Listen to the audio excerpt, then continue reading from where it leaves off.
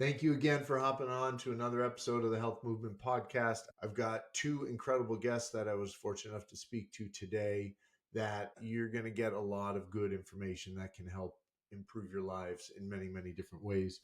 If you'd like to support the show, the best and easiest way to do that is just subscribe. Regardless, though, I hope you have an awesome day, and thank you again for listening.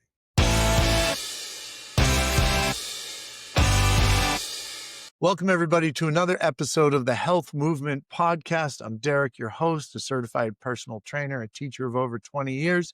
I have two really incredible guests with me today, but before I introduce them, I just want to reiterate, we're not doctors, so before you go changing programming or anything like that, please check with your physician. But now that that's out of the way, I have with me Ketty and Markus, who are the co-founders of the Energy Lab. Ketty, Markus, thank you so much for joining me. Wonderful being here with you, Derek. Thanks for having us. Can you both give me, and Ketty, I'll throw it to you because we're both gentlemen, Markus, and we'll let Ketty go first. Can you give us a little background into how you got started with everything in terms of health and fitness? I'm happy to share a little bit about my story. Also, Markus can add on it. We kind of came to the health and fitness for personal reasons, like it often happens. We always work on ourselves first, learn a lot, and then we realize that we know much more than average people. So we start thinking about maybe I can help other people with that. So for my side, my first open door to my personal development was nutrition, because I had some eating disorders when I was in my teens, beginning 20s, and I needed to start learning a lot about nutrition and also what food does with our body in terms of how it impacts the impulsiveness that it got me into this disorder that I developed with binge eating, emotional eating. And I started really to learn, like, I kind of obsessed at the beginning negatively about food because of the phase I was in. And then I started to learn about it more in a scientific and let's say now an approach that is more nutrition in terms of coaching and in terms of what does really food does with our biology and our responses in terms of performance. Like I went from my personal problem into learning more how food impacts our life, kind of. So And then I that studied. seems like it was a negative aspect of your life, and now you've completely flipped it, and now it's a positive that really impacts you in a really good way. Yeah, because it was really my personal problems, so to say. But then I decided to study nutrition in through a holistic approach in terms of I got also certified as a nutrition coach, but then I went into the relationship with food more in detail. So it was more on first on the what, the food itself, and then on the how we eat, why we eat, topics that are more related to the relationship with food, like I like to call it. And it's different than an approach than a nutritionist usually have, because nutritionists are more into what to eat, what not to eat, and Yeah. those aspects. In my case, it's more on the behavior, and I got more specialized in that. And that was for me the beginning of something that it started as a side hustle when I realized that people were starting to ask me, how do I do this? I was traveling a lot for work. I was traveling, and also people really started to ask me, and I understood that I could help people outside of my job, which was completely different field. I was working in corporate world in another industry. And then together with Markus, we started to ask ourselves, because he was already in his path for another topic he will share in a moment. And then we started to think, okay, what we know is complementary in terms of nutrition, movement. What can we do to help people with what we know and not just keeping it for us? So that's how the energy lab started in terms of experimenting with things, what helps people the most with, and then we develop into what the energy lab has become. But this is like my piece on the movement part. It came as an integration, so maybe we can complement that to get a picture of the energy lab. Nice. Markus, I'm going to throw it to you now. Yeah. So I grew up as a wild child. So my dad was an athlete. And I started sports. I think I was 3.5 when I was the first time on skis, and then tennis at 5, track and field at 7, and got in all those sports. My dad also played, and I had a couple of injuries early on, but never stopped. Tried a lot of different stuff throughout my life, and then I think I got into the gym thing when I was 18 and old enough to decide myself. Yeah, and then when I went into corporate world, it had developed like as a hobby more or less. So I still kept that, but I also burned out after 7, 8 years in the corporate field. Still training 5 times a week, running, biking, thinking I was doing all that good stuff, but also drank a lot of alcohol, smoked a lot, ate what I thought was normal, healthy food, but obviously you always learn that normal is probably not healthy. And so I quit my corporate job, went on a completely different path. I discovered yoga in that burnout recovery phase. So that brought me more into connection with my body. I learned meditation and then became a yoga teacher myself. And got it was like 8, 9 years ago, and I got fascinated with all that what we call now holistic fitness, because it's different angles of the body, mind, and also like all the spiritual and emotional stuff works together, and we store a lot in our body. So we keep it simple still. So our energy lab revolves around movement, which also draws from different aspects that I explored throughout my entire life in terms of training and rehab stuff. So there is calisthenics, there is yoga, there's fascia, there's a lot of other stuff, mobility that helped me, functional strength, exactly, mobility, that helped me to get to this point where movement is more like a practice than a rigid training. I got you. And both of you have mentioned, and I just want to kind of give a strong definition or give you guys a chance to define this. Yeah. Holistic health is a term I feel like thrown around a lot, but it might be difficult for people who aren't really familiar with it. Can you guys give us a definition of what that means to you? Yeah, there are different definitions for holistic, and many times it's seen a little bit like a mystic or magic or whatever thing that is not pragmatic. But at the end of the day, holistic means whole, like from the comprehensive approach. I like to call it sometimes with exactly to avoid that confusion that comes with holistic, to call it a comprehensive approach. Yeah. And the literature is very diverse when it comes down to defining holistic. There in a few words, it means touching actually all aspects of our life, because we are body, we are the emotional part, we have the social part. Actually, really holistic means like everything, even the financial part of our life. So it really comprehends all the aspects of the human being. For us, holistic is a set of 3 main pillars. So because it's difficult to become an expert of everything, and if you find Yeah. someone say, "Oh, I'm an expert of everything," then I don't know. I'm very skeptical about someone Yeah. that Me the expert too. Me everything, too. right?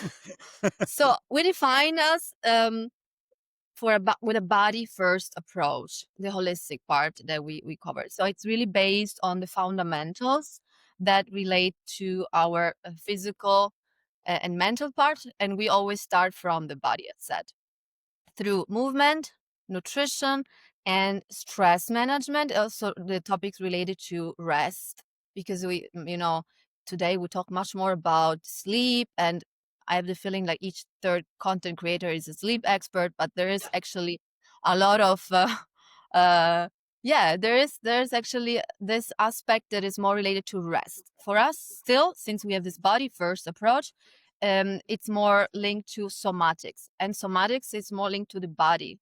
So I think the Latin root of the word itself of somatic, as you teach me, it's really the body. There's nothing mystic again, or nothing woo-woo. It's really starting from the functioning of our body. The input, what we put inside our body in terms of food, air, breath. So we always start with the breath.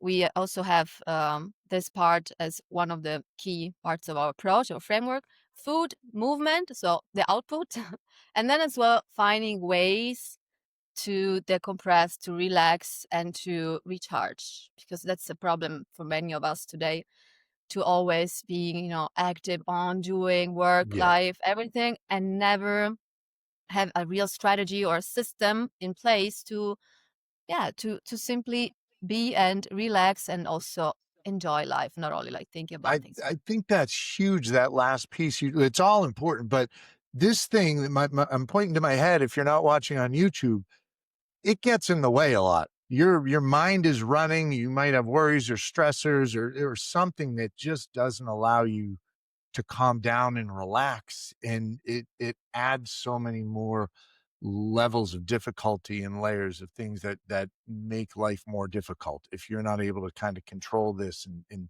it's okay to shut it down. It's okay to relax. It's okay to put your feet up sometimes. And Yeah, and like you Derek, were saying, breathing is so important. And Markus, you touched on jumping into yoga, or not literally jumping into it, but beginning yoga and finding the benefits of that. Breath work and yoga is, for me, when I've done it, the hardest part.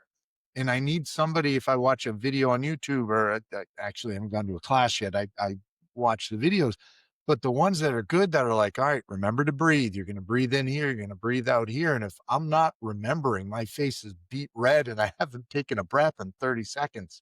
So everything connects, like you were saying. So I think that's a very, very good point. and this part reminds me of some of the yoga teaching that I find most inspiring. It's about the union. Actually, yoga means union, and the breath is the foundation, because the breath connects everything, like our body, our mind, our emotions, actually all aspects of a human being. Without that, we cannot live long. Without food, we can live longer. So they're always, what is most needed, like what is most important, and that means connection, and that's breath. That's the connection. But Yeah. we talk about the body first approach, but the body first approach, it's also sometimes, I don't want to say really easier, but let's say maybe it's more simple in terms of things you can do, because the mind, it's difficult to work directly with the mind, but with the body, as things you can do, you also have the chance to have actionable things that will impact your mind. Yeah, no, I like that. In the breathing, to touch on that again, I'm not sure if you're familiar with Dr. Andrew Huberman, but Sure. he's from Stanford University, neuroscientist, and he was talking about when you're stressed, when things are, you feel yourself getting ramped up. If you take like 2 really hard breaths, you pull one in, hold it, and then pull in again, and then slowly release it. It does so many things internally that help calm you down and relax you. And it's a simple sort of exercise, but I've done it, and it's crazy how well it works. So I love this body first approach that you're taking here, that it makes sense. You need to have a plan in place, and that seems like a good place to start. Yeah. And I like to add on the somatics, because it's not only people usually understand that for stress release, and it's good. And it's also a term that's heavily used in trauma therapy, because it's also a body led approach.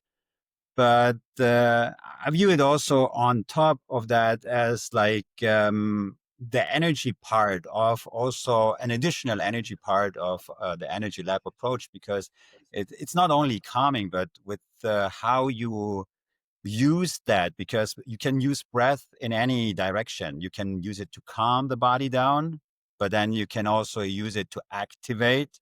If you've done I think Wim Hof is famous for an activating breath, for example. So you raise the cortisol level, and you raise what Andrew Huberman calls the epinephrine. So you raise the energy. And that's also like what you learn in yoga. So you can shift that energy through up, down, and also in different parts of the body. And that's the cool thing about that somatic stuff, and also how you move in terms of different movements of the body, or if shaking, if roaring, if working with your voice, so you can let that energy and especially emotions also pass through. And this is where stress gets a direction or a an outlet to cope with it, and not get stored in the body and build up and build up and build up until it pops Yeah. like a champagne bottle, right? Yeah, no, that definitely happens. And thinking about that breath work, usually my mind goes to how you use it to calm down, but to boost the energy levels. I was a track guy as well. I did the hurdles, the short hurdles. I didn't like doing the full laps around the track. I'm like, coach, let me just run Sure. straight. I'm good with that. But my Same. best races, thinking back to it, are when my breathing was in tune with my steps and hitting the hurdles. And it kind of happened by accident. I didn't realize it. And then I noticed after like a strong race I had, I was like, wait a minute, I was breathing in tune with my steps and I was hitting this. And it, like, thinking back now, it absolutely was activating my purpose and my muscles to kind of to compete at a much higher level and I couldn't always replicate it.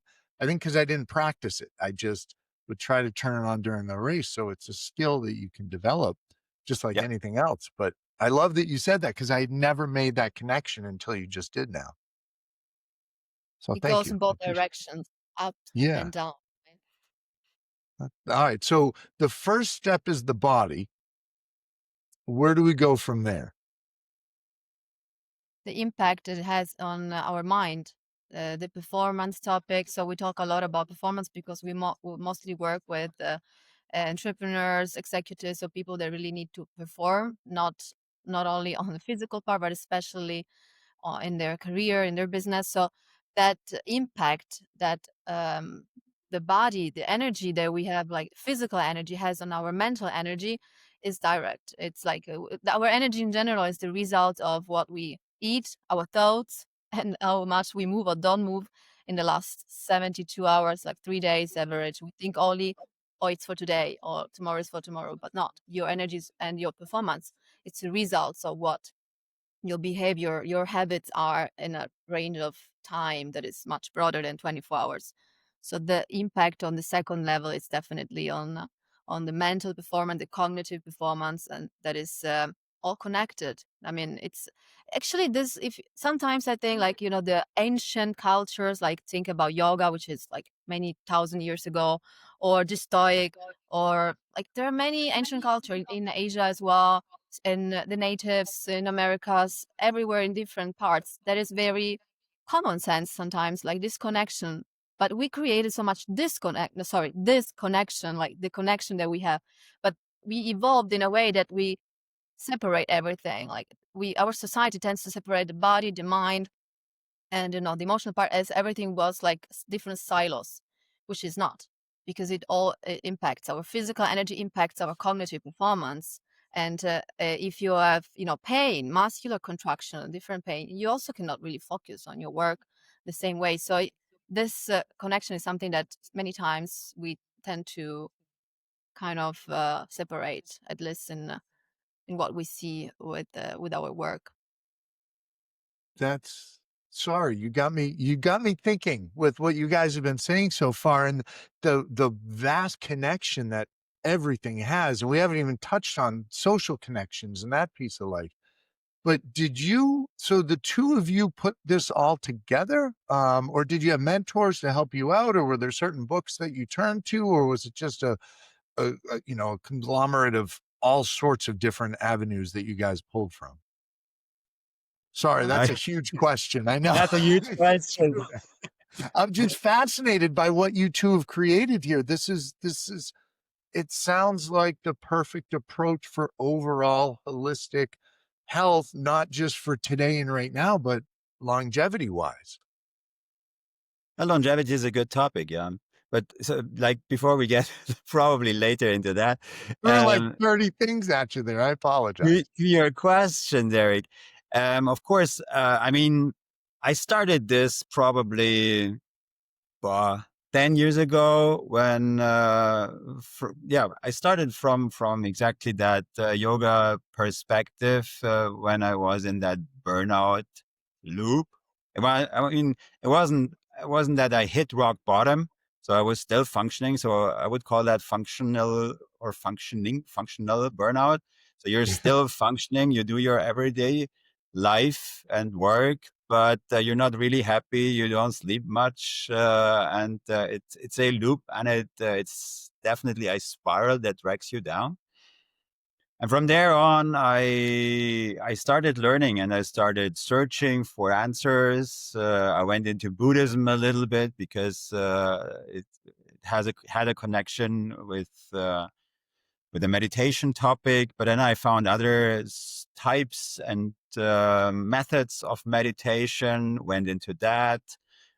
Discovered different teachers, different mentors, but mostly through books and online courses. I had a couple of interesting encounters on my travels and also met people. And if you're open to that, then I think everybody can become your teacher. And my yoga teacher, my guru, in my yoga teacher training back like 10 years ago, he said that the word guru basically in Sanskrit only means teacher. So if you think about that, a guru is not like that godlike person that tells you how to do or how to live life. It's more like everybody can become your teacher. And if you're listening, I think we learn from each other also every day. So I learned more about nutrition since we're together during the past 8 years, and Ketty learned from me. So I think that's a huge topic. Yeah, and I want to add that I realize more and more we learn a lot as well from the people we work with, people that we help from. I started only with nutrition. So we used to do separate. I used to only have, the expertise in nutrition since I'm certified nutrition coach. Markus was doing movement. And then we learn as well from our clients how things are complementary, because I had many times people I was working with the topic nutrition where we realized that in order to get to their goals, they need to really start doing something different in terms of, movement, in terms of functioning, like activities, and then like it's the complementary, right? So we started to see how those topics that were limiting the growth or the improvement, let's say like simply losing weight, like if you need to lose weight, but you have your own beliefs that are limiting you and your things that you need really to go like deeper down into what really creates that change or that desire, or what is limiting, what is creating the energy, what is giving you, what is draining you. Like, in order to get to certain goals and keep them, you need to look at where is your weakest point. Like, start one little step at a time. What you really need to start, where is it? Like, you need to go deeper into the real reason. That's the reason why often we start with 5 times why. Like, if people want to change something but they have problems with, I need to move myself, I need to do more, work out, do more steps, and many people have this limiting beliefs that they really get stuck, and they need to deep down ask themselves why, and then why this, and then back into the real why. So this is one thing. And the other, travel. You mentioned, Markus, we've been snow nomading for years now. And now we settled down a little bit in Italy, but we've been living and traveling from different places. So we were in Mexico, like visiting and working from different areas where we learn a lot about other cultures, other way of thinking about well-being, completely different ways. Asia, we lived half a year in Vietnam, also completely different ways, so other perspectives. This year we were 6 months as well around Asia. So actually every place and every person we've been talking to that was related somehow to the topics, or even simple people that don't even speak English, but we were communicating with Google Translator. They give us a completely different perspective of things that we take for granted. If you're always in your bubble and you Yeah. are, always in your cultural beliefs, then you often don't create those connections in your mind, and that's the beauty of neuroplasticity, right? So Yep. you learn completely different perspectives and start to Yeah. linking points that you probably didn't consider, or talking with people the other side of the world like we are doing now with you. Yeah, this is fantastic. And when you're saying, neuroplasticity in learning new things, it's the same thing like if you were to look at it in a smaller sense with movement. If all you do is squat, bench, deadlift, those normal like gym bro workouts, which I did for years, but you never work in different planes, you're going to be strong in that one lift. But you try to twist a little bit and you throw your back out brushing your teeth, even though you've Yep. been working out for years, because you haven't opened that mind up in those connections in your brain to do all these different movements. So I'm sorry, I am fascinated. And so, like, I'm that's an incredible approach to go stay open-minded. Marcus, I love that you said that, and Ketty, that you reiterated that. We can learn so much from everybody, and it doesn't matter their level of expertise. It's life experiences and the way people go through things, and the more people you connect with and that you're willing to learn from, it can only benefit you if you're willing to listen. Which it sounds like that's what you two have kind of built the energy lab on, is taking all these different ideas in techniques and kind of blending it into one thing that it sounds incredibly, incredibly beneficial on so many levels. I'm so glad we're talking. I'm sorry. I'm just excited to have you guys Yeah, on here. maybe you just mentioned like maybe Marcus, you can tell a bit more about the lab approach, or what you want to share.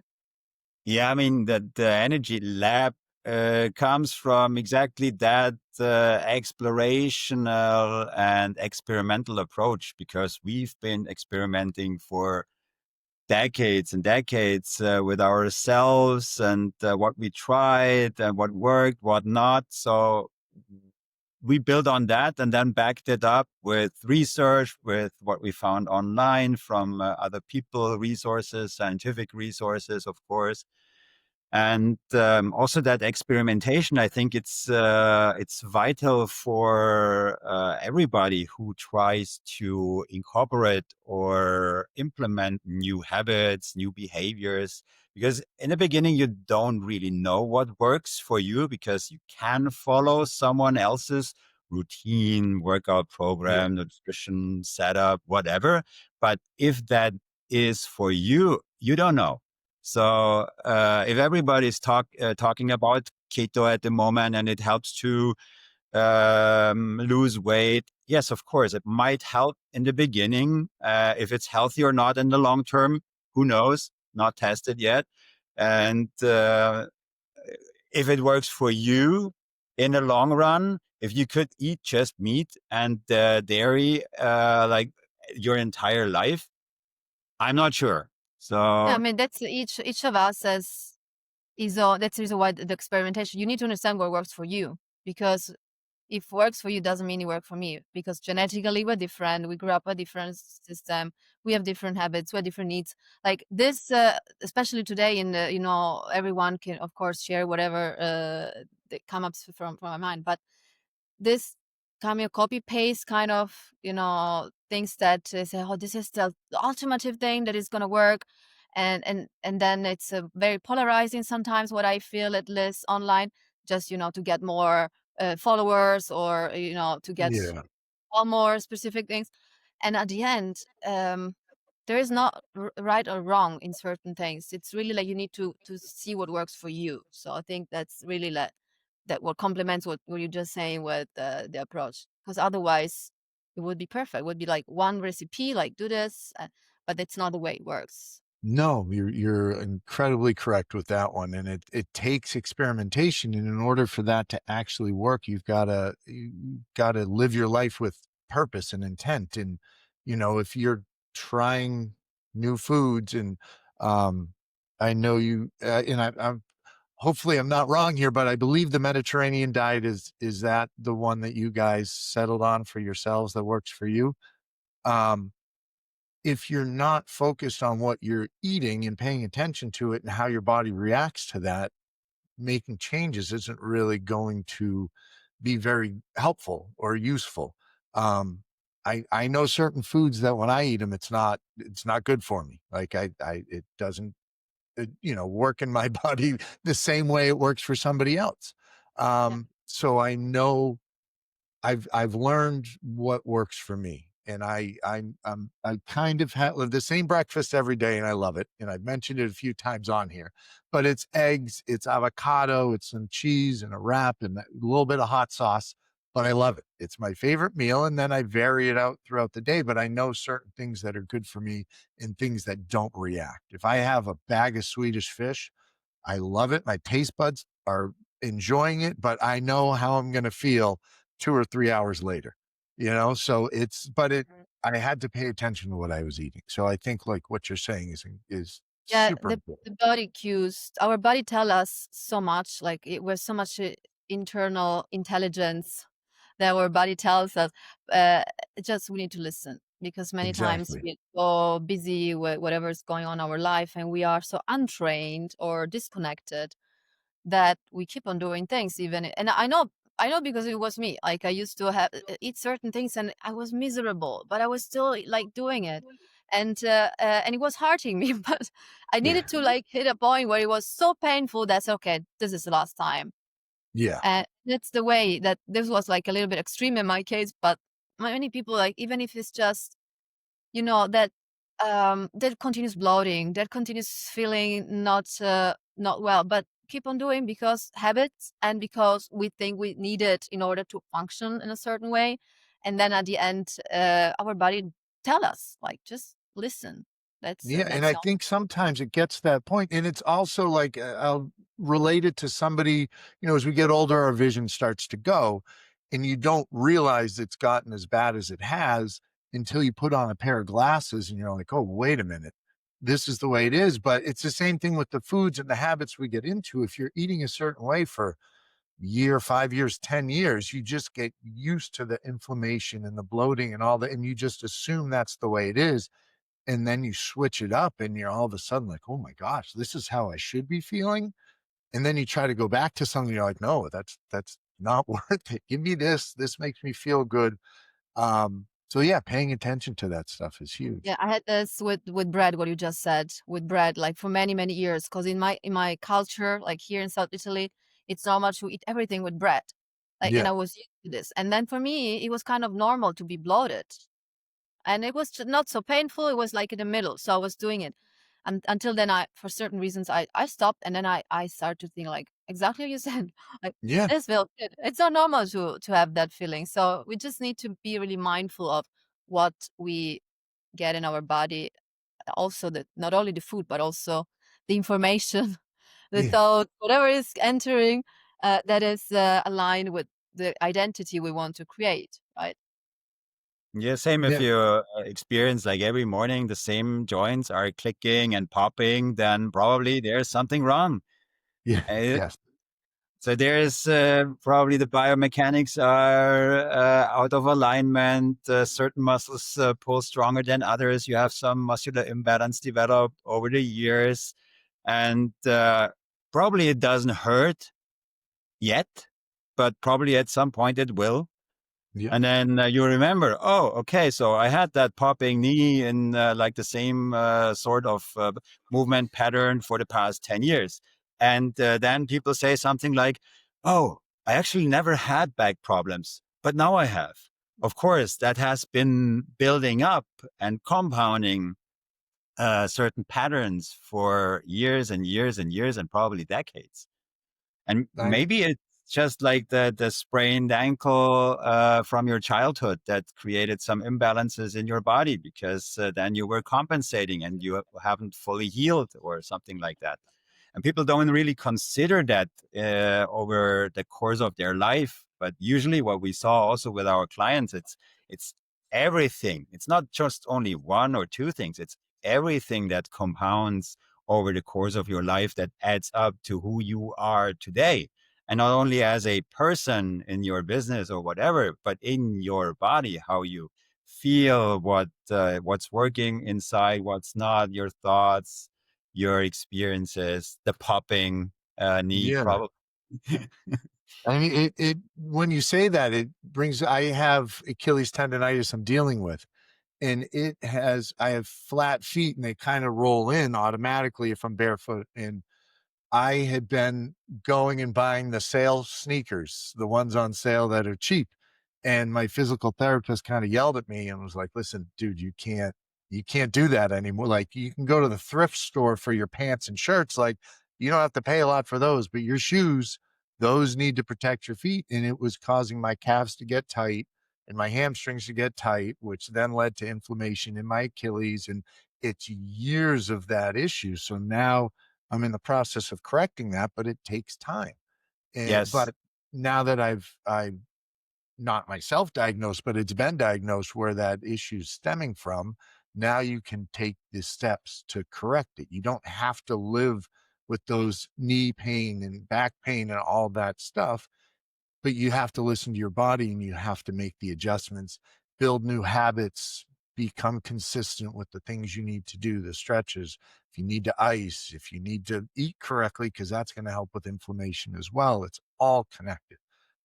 And I'm not a sleep expert, but it's definitely important. So you got to sleep well too. You got to get You some gotta sleep. sleep well. Yeah, sleep well. Yeah. I once Yeah. interviewed a wonderful sleep expert, like over 40 years experience, Dr. Neil Stanley. It was really a super interesting conversation. And he really underlined this as well, that one. There is no recipe for all. Like, you need to see, you need to sleep that hours.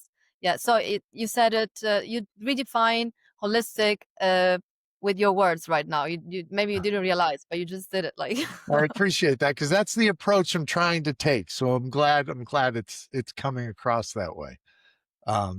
But so can you go into the Mediterranean diet just a little bit? Because I not that there's one right way and one wrong way, but if I'm going to pick one that's closer to right, I would lean towards something like the Mediterranean diet. But can you give a little more detail on that?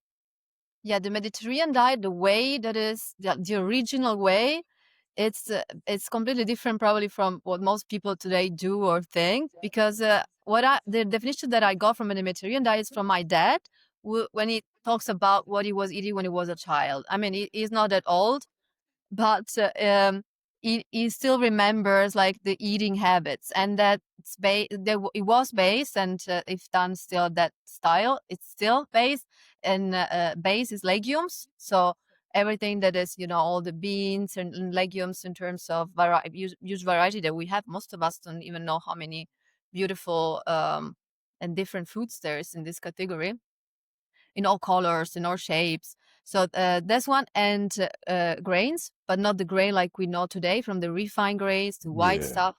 Grain, and that's the topic about what kind of carbs are we eating now and what kind of carbs are in the Mediterranean diet, because the carbs in the real Mediterranean diet are whole grain and not refined. Like, they are the whole grain, the whole thing, like the heart, the outer part.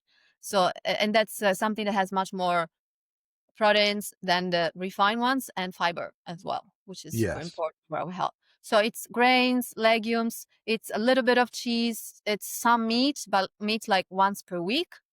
The way the Mediterranean diet developed and the way that the Mediterranean diet was defined as heart friendly, inflammation lowering, is really based on the fact that animal proteins are not forbidden, but are consumed in moderation.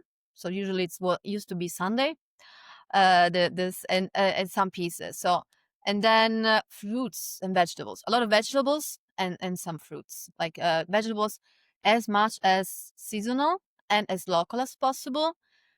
Depends where we live. Sometimes, if you're lucky and you are in an area where there is abundance of vegetables and fruits, then it's easier to get fresh. But if not, then we can adapt the Mediterranean diet according to where we live and use the principles, that what I usually advise to do, more than follow rigid Mediterranean diet, like using the principles and integrate them in a way that suits your lifestyle. Like each of us is a different needs, but still based on a lot of plants. So not plant-based as a whole, but integrating as many as possible because of the vitamins, the minerals, as well fiber for gut health, as said, and everything that is defined. The Mediterranean diet is the one that really has surpassed or survived and passed the test of time, because it's not like a diet like we understand today, right? They diet comes No, and and goes.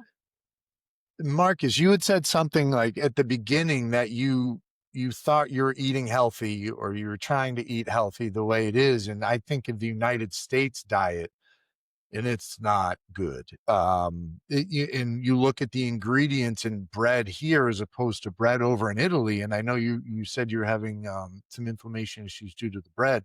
There's so many more ingredients in an American loaf of bread to add, so they can put it on the shelf for longer, and preservatives and everything else. But I think it's such a lack of education in that field here. And it's not that people don't want to eat healthy, but a healthy breakfast when you walk into a supermarket here is a box of Cheerios and it says heart health on it. And it's better than some of the other cereals, but it's not the healthy, it's not the way to start your day. You get the glucose spikes and you crash right afterwards as your body burns through the food so quickly. That the Mediterranean diet is from what I've learned from it, it, like you said, stands the test of time. It's incredibly useful. I like more protein and meat in my diet. I don't think I could do once a week, but again, I could make adjustments and kind of have it evolve for what fits my lifestyle. Yeah, I And forgot to mention fish. I mean, this is something that yes, it's much more than in quantity, in terms of quantity, much more than meat. Still like animal protein, but from fish, especially today, more in the past, small fishes. Not only because small fish many times are more omega-3, but also because today the quality of fish of our waters is different. So heavy yes. metals, big fishes, plastic, everything that used not to be a concern 50 years ago, it is today. So it's in this case more integration of fish and other kind of proteins that are more, it's that plant-based, but it's the variety that makes as well the difference. Now, do you both eat the same things, or is there a little bit of difference in both your approaches?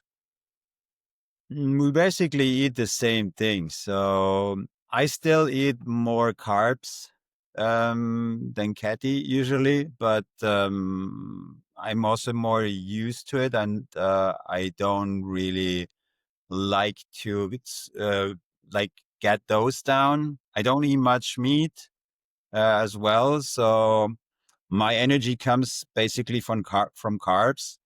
And the protein we eat is also mostly plant-based.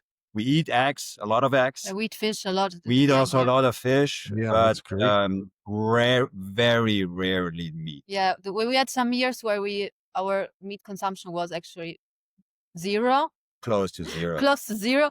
But now we integrate a little bit, not too much. Like we kind of, I think he has to do not only with, of course, we pay a lot of attention to the quality, because we know that it's not only in the United States, also in Europe. Maybe it's a little Yeah. bit stricter, but also the quality of meat is nothing to do with the quality of meat of a few years ago, the mass production area. So we need to always try to look into not only quality but also quantity. And with the grains is the same, like the quality of certain grains.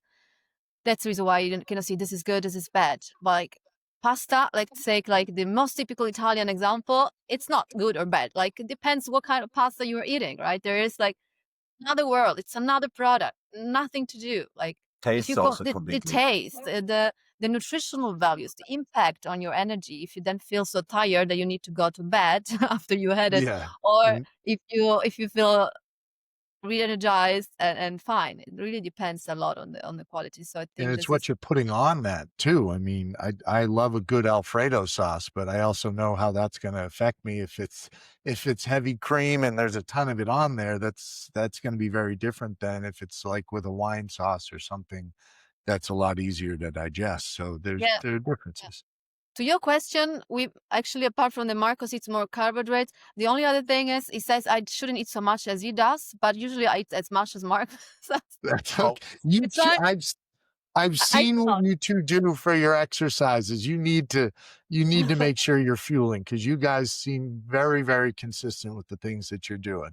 Yeah, we do, but we also see it as many other people see it a lot. Like from our social media, it looks like we are always on the move, but we work it online. Like we are online coaches, and it Yep. means that we also spend a lot of time seating. That means that still we are mindful of the way we eat. But yeah, I still eat much. Like and we would love to move more, but yeah, You as make adjustments and you do what you can, but you guys, yeah, exactly. yeah, There are I've times seen of how you guys move. You're doing whatever you're doing it right. So I yeah. I think that's good. And there is nothing like perfect. It's not in our vocabulary. I think I share something about perfection. We used to be, especially Marcus, more on with the perfectionist trap. I like to call it. Yeah. But we are completely aware, and that's also not the images that we like. The kind of people we like that it needs to be perfect, and you need to have the perfect routine to eat the perfect food. We are wonderfully imperfect, all of us actually. And Yes. if you obsess with the perfection, usually it's stressful, so it's not really healthy because it's too much stress. It's it's not I that good. That's an excellent point too, because I think when people set out and they have a goal and they're like, all right, I need to do this, this, this, and this, life gets in the way. Things are going to happen. It's just the way it is. And you have to go in knowing that. And you're going to like have a day where it's not perfect. And you have to know that that's okay. That's the way life is. And just as long as you're going on that steady path in the right direction, those little bumps in the road, they're fine. They're going to happen. You get back on the path. And when the next one comes, you deal with it and keep going. But it's building up those habits and being consistent. A friend of mine has a tattoo on his forearm that says SCA, small consistent actions.